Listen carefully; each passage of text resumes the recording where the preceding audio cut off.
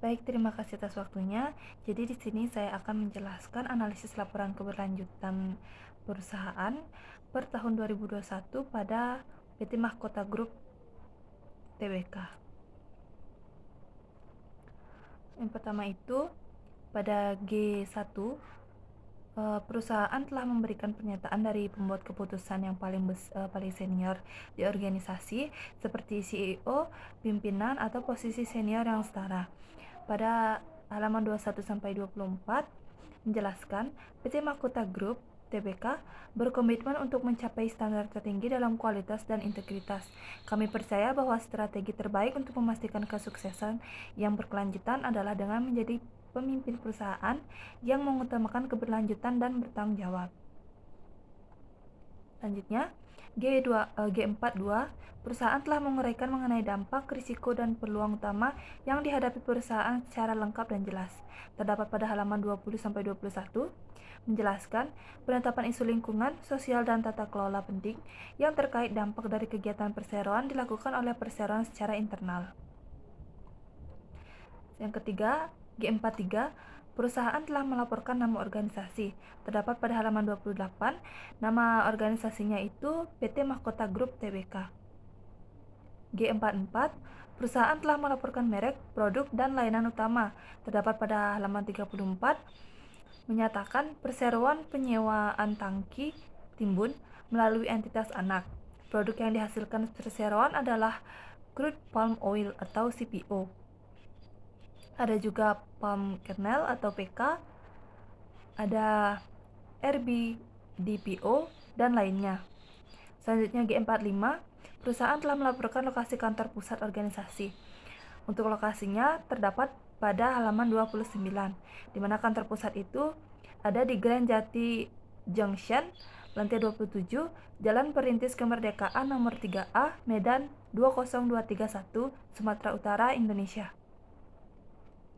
Selanjutnya G46, perusahaan telah melaporkan jumlah negara tempat organisasi beroperasi dan nama negara tempat organisasi yang menjalankan operasi yang signifikan. Terdapat pada halaman 34, pada tahun pelaporan, perseroan hanya beroperasi di satu negara saja, yaitu Indonesia, di mana di Indonesia perseroan tersebut di 3 provinsi, yaitu Sumatera Utara, Riau, dan Sumatera Selatan. Selanjutnya G47, perusahaan telah melaporkan sifat kepemilikan dan badan hukum. Halaman 29 menyatakan badan hukum atau bentuk hukumnya yaitu perseroan. Kepemilikan saham pada PT Mahkota Global Investama sebanyak 35,521%. Pada MGI International Holdings atau Holdings Ltd sebanyak 22,788%. Selanjutnya Maybank Singapore Limited sebanyak 22,507%. Pada Mili sebanyak 0,203%, pada Lili 0,201%, Usli 0,124%, Usman Sarsi 0,196%, dan lainnya. Selanjutnya G48, perusahaan telah melaporkan pasar yang dilayani, termasuk pengelompokan geografis, sektor yang dilayani, dan jenis pelanggannya. Pada halaman 68, perseroan mencakup pasar domestik dan pasar ekspor dalam bentuk kesepakatan negosiasi, kontrak jangka panjang maupun basis spot dengan pihak pembeli baik perusahaan dagang maupun perusahaan pengolahan barang jadi. Selanjutnya G49, perusahaan telah melaporkan skala organisasi. Pada halaman 28, skala organisasi terdapat modal pasar dan modal ditempatkan dan disetor penuh. Selanjutnya G410, perusahaan telah melaporkan A. Jumlah total karyawan menurut kontrak kerja dan gender, B. Jumlah total karyawan tetap menurut jenis pegawai dan gender, dan lainnya. Terdapat pada halaman 50-51. Selanjutnya G411, perusahaan telah melaporkan persentase total karyawan yang tercakup dalam perjanjian kerja bersama. Pada halaman 204, Secara persentase untuk tahun 2020 sebanyak 712 dari 879 karyawan menerima tinjauan rutin, yaitu sebanyak 81%. Untuk tahun 2021 sebanyak 827 dari 915 karyawan menerima tinjauan rutin, yaitu sebanyak 90,68%. Selanjutnya G412, perusahaan telah menjelaskan rantai pasokan organisasi. Terdapat pada halaman 168. G413, perusahaan telah melaporkan perubahan yang signifikan selama periode pelaporan sehubungan dengan ukuran, struktur kepemilikan, atau rantai pasokan organisasi. Terdapat pada halaman 30, pada tahun pelaporan terdapat perubahan signifikan pada perseroan terkait dengan adanya perubahan nama pada perseroan, di mana dalam hal ini perseroan tidak pernah melakukan perubahan nama sejak awal berdiri, yaitu pada tahun 2010 hingga saat ini. Selanjutnya G414, perusahaan telah melaporkan apakah dan bagaimana pendekatan atau prinsip kehati-hatian yang dilakukan oleh organisasi.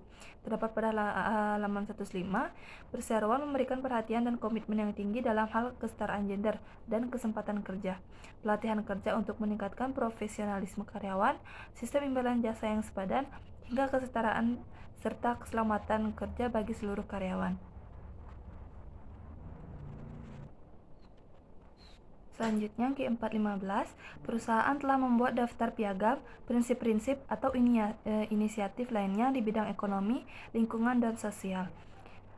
Perseroan juga menerapkan prinsip-prinsip dalam pelaporan keberlanjutan, yaitu pelibatan pemangku kepentingan, konteks keberlanjutan, materialitas, dan kelengkapan. Selanjutnya G416, perusahaan telah mencantumkan keanggotaan asosiasi. Terdapat pada halaman 35 dalam bentuk tabel. Selanjutnya G417, perusahaan telah membuat atau memiliki daftar semua entitas yang disertakan dalam laporan keuangan konsolidasi organisasi atau dokumen lain yang setara. Terdapat pada halaman 142 dicantumkan beberapa nama entitas.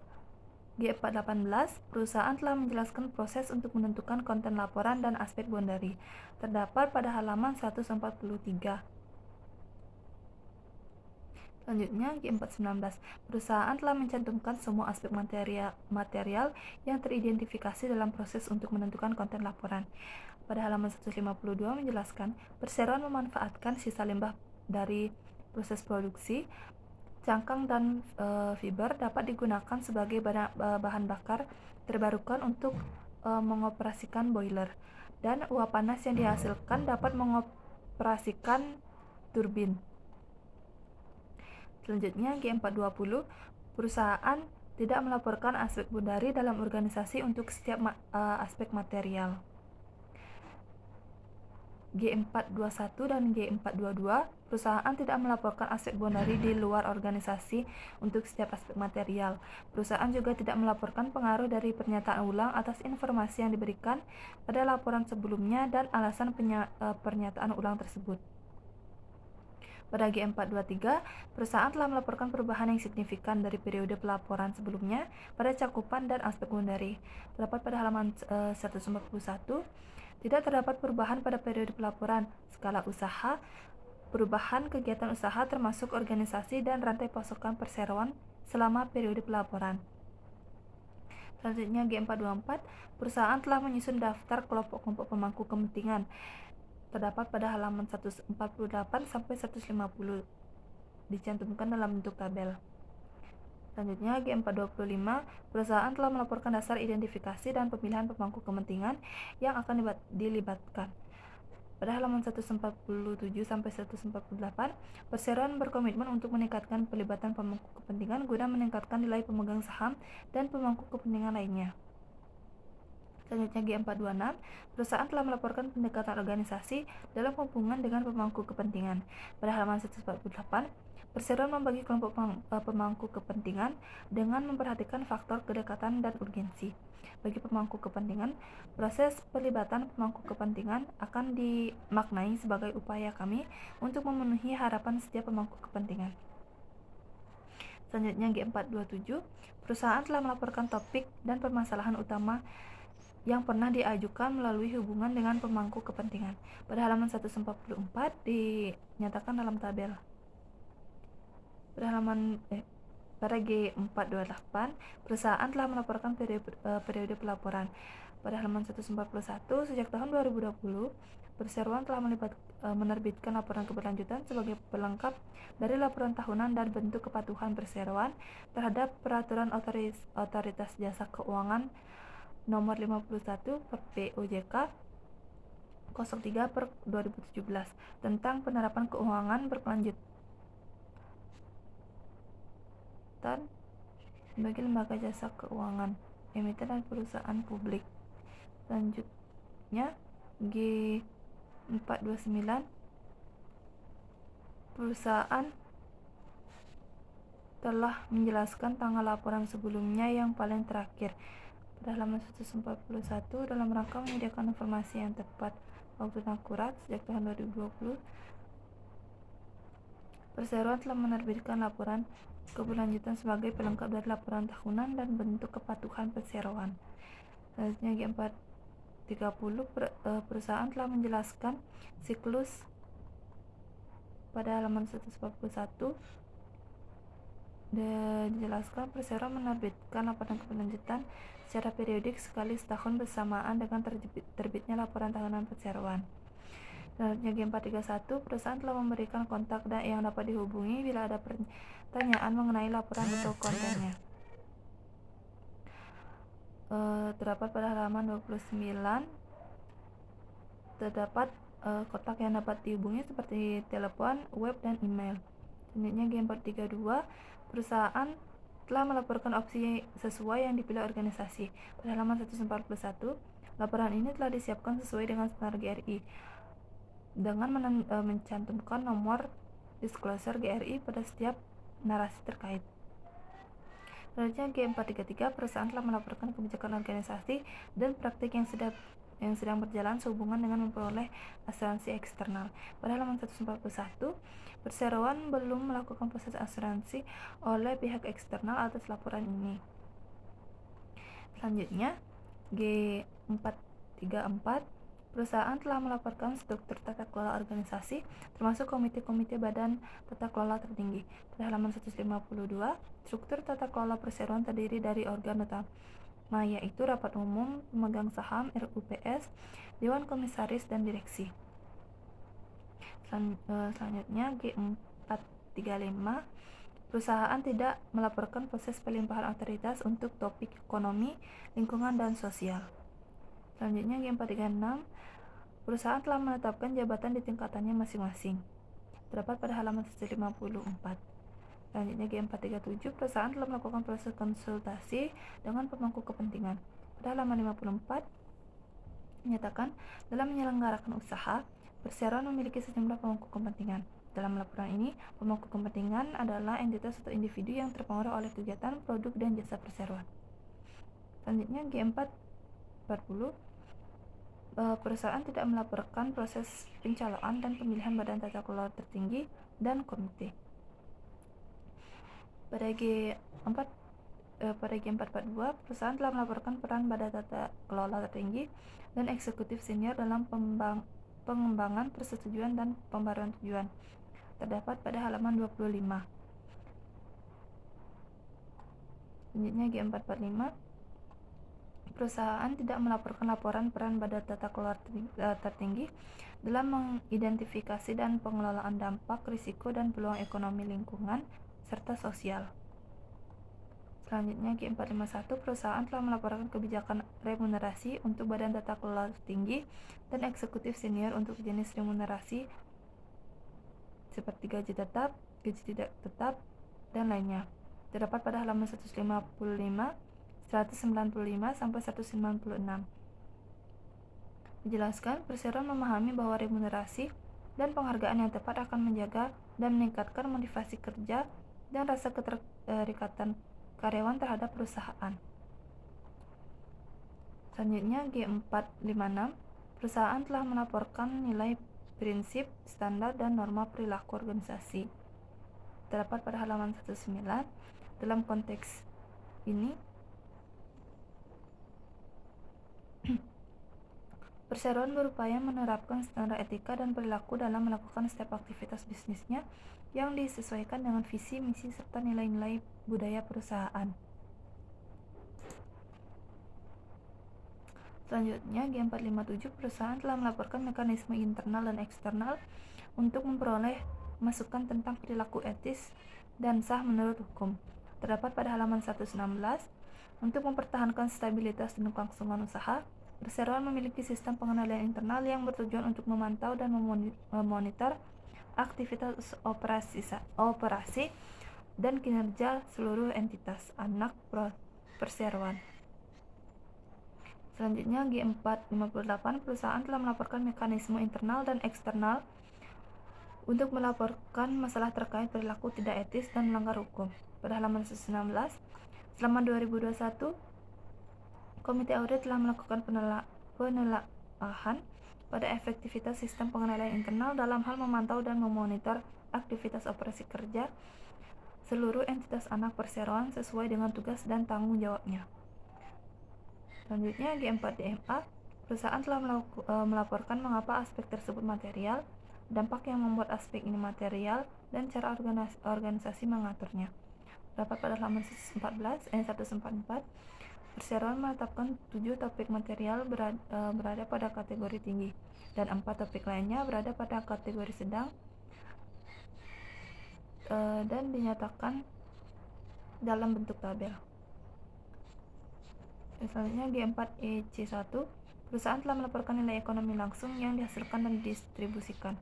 Terdapat pada halaman 163 sampai 164. Dalam standar pelaporan GRI, dimensi ekonomi dari keberlanjutan berhubungan dengan dampak organisasi pada kondisi ekonomi dari pemangku kepentingannya dan pada sistem ekonomi di tingkat lokal. Selanjutnya, G4EC2, perusahaan telah menjelaskan implikasi finansial dan risiko serta peluang lainnya kepada kegiatan organisasi karena perubahan iklim. Terdapat pada halaman 188, perseroan telah melakukan penanaman sebanyak 3.016 pohon di sekitar lokasi wilayah operasi dengan tanaman endemik dan pohon buah.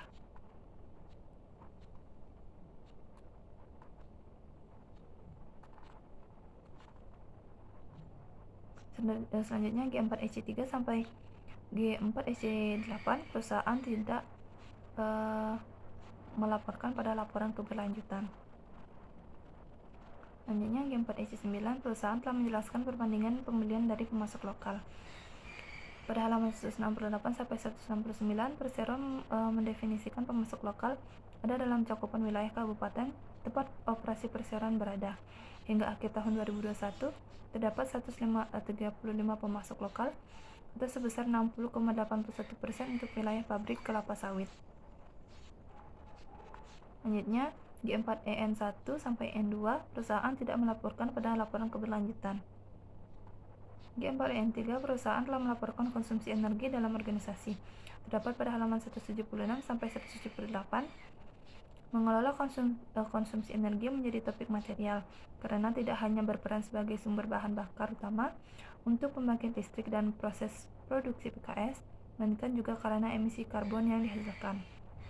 Selanjutnya, G4E4, perusahaan tidak melaporkan konsumsi energi di luar organisasi. G4E5, perusahaan telah melaporkan intensitas energi.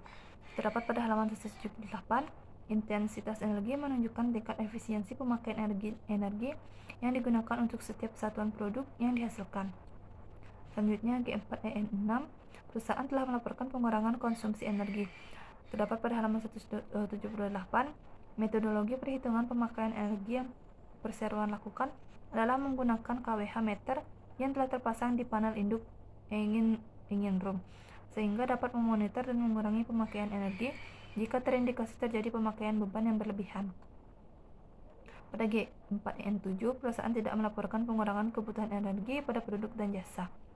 Selanjutnya, G4N8, perusahaan telah melaporkan total pengambilan air berdasarkan sumbernya. Terdapat pada halaman 183, dicantumkan dalam bentuk tabel.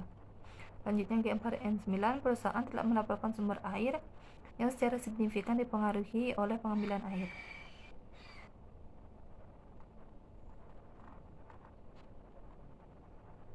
Begitu juga pada G4N10 sampai GE G4EN14, perusahaan tidak melaporkan pada laporan keberlanjutan. Selanjutnya G4EN15, perusahaan telah melaporkan emisi gas rumah kaca atau GRK secara langsung. Terdapat pada halaman 180. Pengendalian emisi dilakukan melalui pemantauan dan pengukuran volume emisi GRK yang dihasilkan pada PKS. G4EN16, perusahaan telah melaporkan emisi gas rumah kaca atau GRK energi tidak langsung. Pada halaman 180 dicantumkan dalam bentuk tabel. Selanjutnya G4EN17, perusahaan tidak melaporkan emisi gas rumah kaca atau GRK tidak langsung lainnya. G4EN18, perusahaan telah melaporkan intensitas emisi gas rumah kaca atau GRK.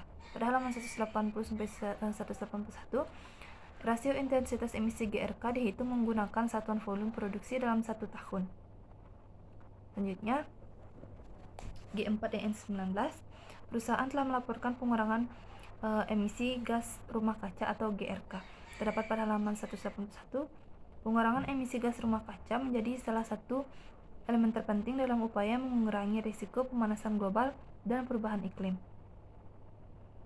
Pada G4EN20 dan EN21, perusahaan tidak melaporkan pada laporan keberlanjutan.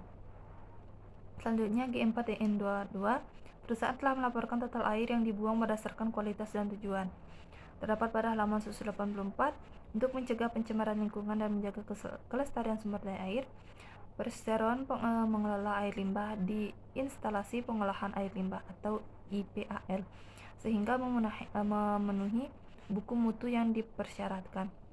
Selanjutnya G4EN23, perusahaan telah melaporkan bobot total limbah berdasarkan jenis dan metode pembuangannya. Terdapat pada halaman 187 dicantumkan dalam bentuk tabel. Selanjutnya G4EN24, perusahaan telah melaporkan jumlah dan volume total tumpahan signifikan. Pada halaman 185, selama periode pelaporan 2021, tercatat tidak ada insiden ketidakpatuhan dalam penggunaan air dan catatan tumpahan limbah cair selama proses pengolahan atau transportasi yang terjadi di lokasi operasi.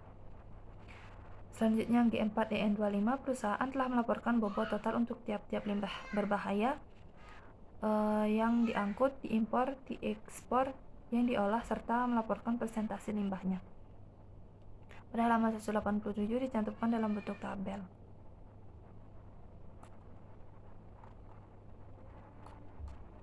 Untuk G4EN26 sampai G4EN33, perusahaan tidak melaporkan pada laporan keberlanjutan. Next, G4EN34, perusahaan telah melaporkan jumlah pengaduan tentang dampak lingkungan yang diajukan, ditangani, dan diselesaikan melalui mekanisme pengaduan resmi. Terdapat pada halaman 188, per tahun 2021 tidak terdapat pengaduan mengenai dampak lingkungan. Setiap terdapat pengaduan masalah lingkungan dari masyarakat dapat disalurkan kepada perseroan melalui saluran komunikasi website. Selanjutnya G4LA1, perusahaan telah melaporkan jumlah total dan tingkat perekrutan karyawan baru dan turnover karyawan menurut kelompok umur, gender, dan wilayahnya. Pada halaman 193 sudah dicantumkan dalam bentuk tabel. Selanjutnya G4LA2, perusahaan telah melaporkan tunjangan yang diberikan karyawan purna waktu yang tidak diberikan bagi karyawan sementara atau paruh waktu. Pada halaman 197 dicantumkan dalam bentuk tabel. Next, G4LA3, perusahaan telah melaporkan tingkat kembali bekerja dan tingkat retensi setelah cuti melahirkan menurut gender. Pada halaman 201 dicantumkan dalam bentuk tabel. Pada G4LA4 sampai LA8, perusahaan tidak menjelaskan pada laporan keberlanjutan. Selanjutnya G4LA9, perusahaan telah melaporkan jam pelatihan rata-rata per tahun per karyawan menurut gender dan menurut kategori karyawan. Pada halaman 202 dicantumkan dalam bentuk tabel. Selanjutnya G4LA10, perusahaan telah melaporkan program untuk manajemen keterampilan dan pembelajaran seumur hidup yang mendukung keberlanjutan kerja karyawan. Pada halaman 201 sampai 202, perseroan melaksanakan program pengembangan karyawan untuk meningkatkan kinerja dan perbaikan yang berkesinambungan agar perseroan dapat terus bertumbuh. Selanjutnya G4LA11, perusahaan telah melaporkan persentase karyawan yang menerima review kinerja dan pengembangan karir secara reguler menurut gender dan kategori karyawan. Terdapat pada halaman 204 secara persentase untuk tahun 2020 sebanyak 712 dari 879 karyawan menerima tinjauan rutin, yaitu sebanyak 81%. Untuk tahun 2021 sebanyak 827 dari 915 karyawan menerima tinjauan rutin, yaitu sebanyak 90,68%. Pada G4LA16, perusahaan tidak melaporkan jumlah pengaduan tentang praktik. G4HR1 dan G4HR2, perusahaan tidak melaporkan pada laporan keberlanjutan. Selanjutnya G4HR3, perusahaan telah melaporkan jumlah total insiden diskriminasi dan tindakan perbaikan yang diambil. Pada halaman 199 sampai 200, perseroan tidak membeda-bedakan karyawan. Semua karyawan adalah talenta yang harus dikembangkan dengan unik karena setiap individu memiliki kekuatan dan kekurangannya masing-masing.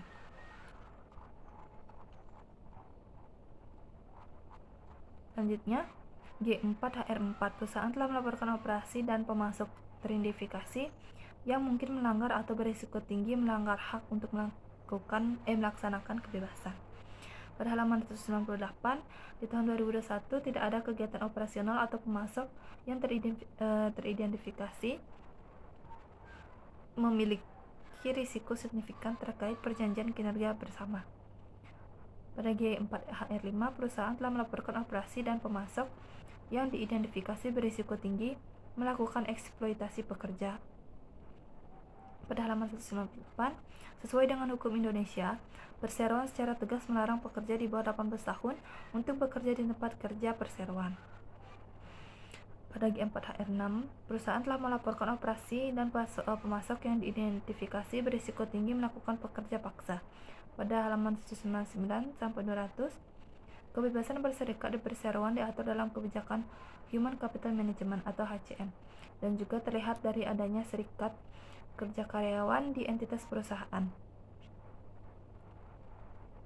Selanjutnya G4HR7, perusahaan telah melaporkan persentase petugas pengaman yang dilatih dalam kebijakan atau prosedur hak asasi. Pada halaman 204 dicantumkan dalam bentuk tabel. Pada G4HR8 sampai G4HR12, perusahaan tidak melaporkan pada laporan keberlanjutan. Selanjutnya, G4SO1, perusahaan telah melaporkan presentasi operasi dengan pelibatan masyarakat lokal, asesmen dampak, dan program pengembangan yang diterapkan. Pada halaman 217 sampai 219, pelaksanaan tanggung jawab sosial lingkungan perusahaan di bidang pendidikan. Seperti perseroan terus memberikan akses bantuan pendidikan kepada sekolah-sekolah di sekitar wilayah operasi, serta memberikan bantuan sekolah sepak bola Palembang Bersatu dan SBB. Selanjutnya G4SO2, perusahaan telah melaporkan operasi dengan dampak negatif aktual dan potensial yang signifikan terhadap masyarakat lokal.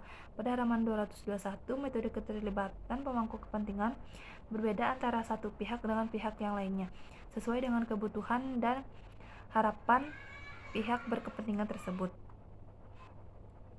Selanjutnya G4SO3, perusahaan telah melaporkan jumlah total dan persentase operasi yang dinilai terhadap risiko terkait dengan korupsi. Pada halaman 157 sampai 159, anti korupsi menjadi topik materi jalan komitmen perseroan menerapkannya pada kegiatan operasi dan unit-unit bisnis.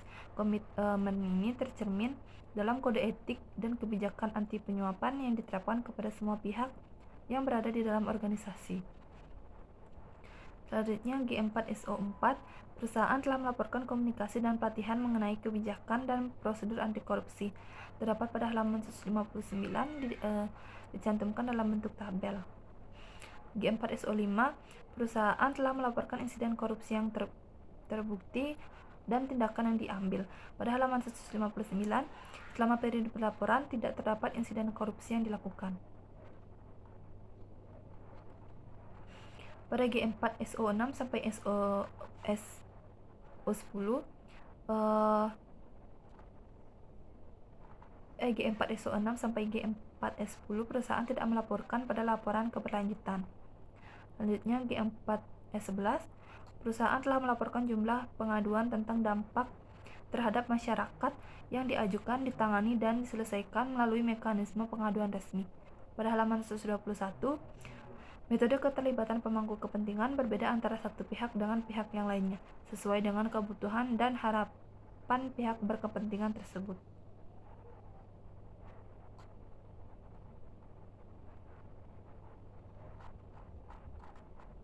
Pada G4PR1 perusahaan tidak melaporkan hingga 2015 tidak terdapat keluhan mengenai kesehatan dan keselamatan pelanggan.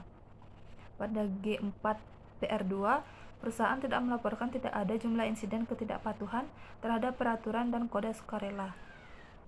G4PR3 perusahaan tidak melaporkan jenis informasi produk dan jasa yang diharuskan oleh prosedur organisasi terkait dengan informasi dan pelabelan produk.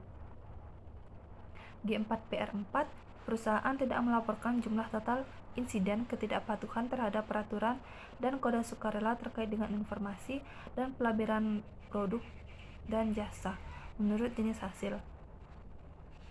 Pada G4PR5 sampai dengan G4PR9 perusahaan tidak melaporkan pada laporan keberlanjutan. Sekian penjelasan laporan keberlanjutan pada PT Mahkota Group Tbk dari saya. Saya ucapkan terima kasih.